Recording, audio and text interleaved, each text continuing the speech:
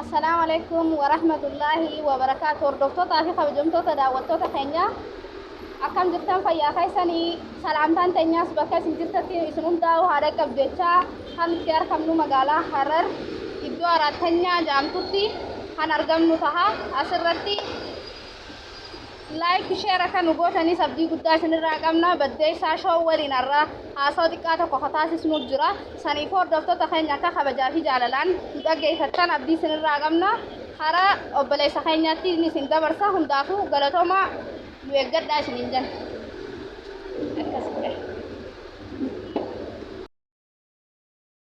أكم نجاح فيا زيادة ستة الحمد لله نجح إن شاء الله. أيه قارة خبجمتو تافير دكتور تخينيا وجين هاسودي كاتا كوخطاسي سنجنة أترى وأنت كتكبروا هنا سانيفو إدو إتقالته فكدوران دوسة واني نفسي تبغى مكاهتي أوفيسيين سنجاga أبلي سخيا أيه مكان كيا أمير ترتر يو أمير مختار نانجاني أيه إدون دلوتو كيا مقالة بديسة أيه دوا لما نمني هدون بيخني نمني نبيه خوجا دولة صاحبة هدو وربيانة بيخنجتي يادا على كل حال نتي يتوه بديسة شو بني يرو مراسة خسرتي كوبي أدادا غدا جرا أتلينغا خانو مامي جانا غدا انترفيو خلنا ناكو بيسيته غالي تومي سنجتا يوتيوب بديسة شو غا خانو تبني ميديان كاميران فيديو دلغمو ديباني هواسا خنجرتي وم غدا تو بيو خدان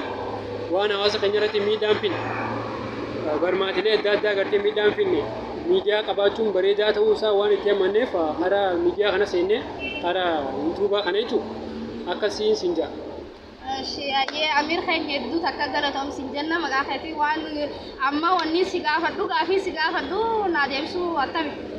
Waan feete na gaafadhu. Ayyee eessa dhalattee badda isaatti hin dhalatteette hagam takka achuma dhalattee guddatte badda isaa. Baddeessaatiin dhaladhee mana barumsaa gaddeefichee elementarii achumatti baradhee akkasuma school achumatti baradhee haga kutaa kudhan baazawwee Hararitti baradhee yeroo rabshaa san ture bara 2009 jechuudha. Hararitti baradhee jechuudha. Sababa sanii ammallee Harar hedduu takka na hawwattee karaa Harar deemuu kiyya ammallee tara mara lammaffaa jechuudha. Ala kulli haal saniifuu asii duras Harar kana ni beektaa jechuudha. Sirriitti hin beekaa. Taate saniifuu kutaa meeqatti hanga kutaa 12 baratteeti moo kutaa 10 baratteeti kan Harar amma kutaa 10 qofan baradhee bara 2009 sanbooda irraan karaa kutaa 11 mallee baddeessumatti baradhee ammaan tan ammoo team art institution keessan barachuu jira dabalataan immoo Rift Valley illee barachuutti jira amma freshman dha jechuudha. Rift Valley ni barattaa jechuudha. Freshman koorsii ammaan tan eegaluu yeroo muraasa nuuf kenna. Professionii yookaan fiildiin dipaartimentii diin kan ta'e maaliin ofiisuu ni dandeessaa? Fiildiin fayyaa business managementidhaan barachuudha. Bareedaadha. Saniifuu arti institutionii keessaas ni jirtaa jechuudha. Arti viidiyoo meekar illee barachuutti jira. Maaliifi alama artii ana keessa hogga seente waan hedduu takka asii barbaachisa.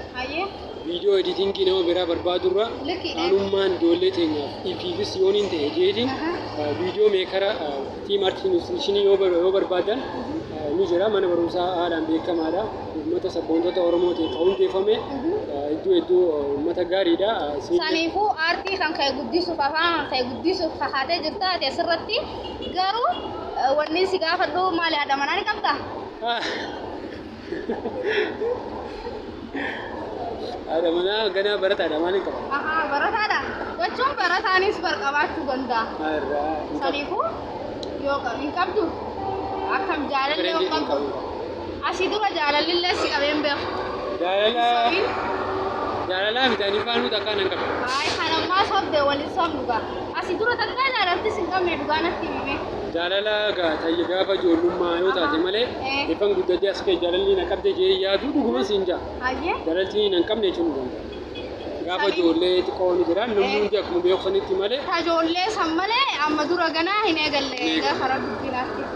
Bakka galatoomii as keessatti aartii kana keessatti yeroo ati seentu takka ammoo akka ati kanarratti hamilee kan ka'e jajjabaatee aartii kanatti cimtee akka wanta jettu namni galateeffatu yookaan namni irratti jajjabeessaa ture maatii kan ka'e keessaa ni jira. maatii kiyya keessa hedduu jira. Biraazarii kiyyaa Muraad Muktaar hedduu galatoomfachuu barbaada artii kana keessatti haga yeroo ammaan tanaan bira dhaabbatee waa'ee hedduudhaan na gargaaru jira. Akkasuma maatii Aniisaa Ahmad Aliyye hedduu takkan galatoomfadha hedduun jaaladha. Nama hedduudhaa saahibootii kiyyaa ammas dheeraa magaalaa Galamsoo hedduu galatoomfachuun barbaada. Nama hedduu artii kanarratti nama guddaa dhaabbatee yoo jennee isa tokko jechuudha. Namoota hedduu jira gara miidiyaa hawaasummaatiin. Samiifuu artii kana keessa akka ati kakaatee bakka guddaa keessu iddoo tana akka ati geessu warri si kakaasaa ture hedduu jirette haadha tanteet irraa qabi obboleessa keet irraa qabi ijoollee ta'ee saahibootaan kan ka'e hundaafuu saniifuu isaan naatiitu galatoomfata. Akkasii miti? Isninjaa keessattuu maazarii xiyyaa umrii naa hedduu si jaaladha hedduu si kabaja. Siifin jiraadhaan siin jaa'ummaati. Nuti afeerraa teenya kabajanii asitti nu argamuu keetiif hedduu takka Amiir Carcar yookaan Amiir Muktaar hedduu takka si galatoomfanna. Nuti illee akka jajjabaattu amma booda abdii sirraa qabna kana caalaa akka jabaattu si cinaa jirra wooma feeteenu nuti akka si gargaaru abdii firraa qabna saniifuu hin badin siin jechaa jabaadhu. Jabaadhu.